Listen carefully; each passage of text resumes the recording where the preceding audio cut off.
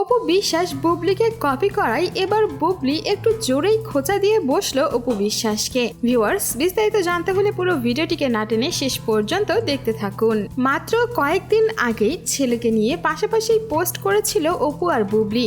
মাত্র কয়েকদিন আগেই বুবলি বীর আর শাকিব খানের মিষ্টি কিছু ছবি পোস্ট করেছিল, আর এরই 1 ঘন্টা পরে অপু ও শাকিব খানের সঙ্গে জয়ের মিষ্টি কিছু ছবি পোস্ট করে, আর সেখানে ক্যাপশনে লিখেছিল, বাবা এমন একটি শব্দ যার সাথে সন্তানের বন্ধন, কথায় কথায় প্রমাণ দেওয়ার কিছু নেই। আর এই কথা বলে যে বুবলিকে তিনি খোঁচা দিয়েছিলেন সেটা সবারই জানা। আর এইটা শোনার পর বুবলি যে কিছু বলবে না তা তো হতে পারে না। বুবলিও এবার খোঁচা দিল অপুকে।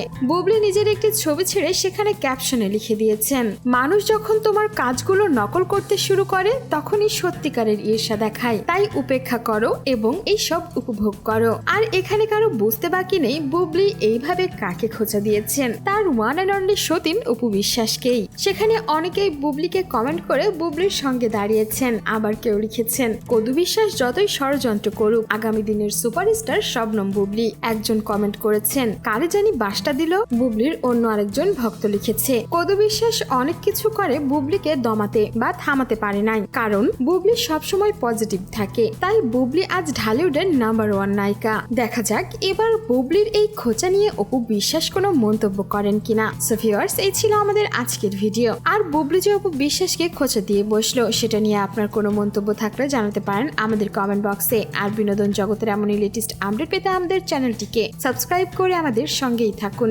ধন্যবাদ।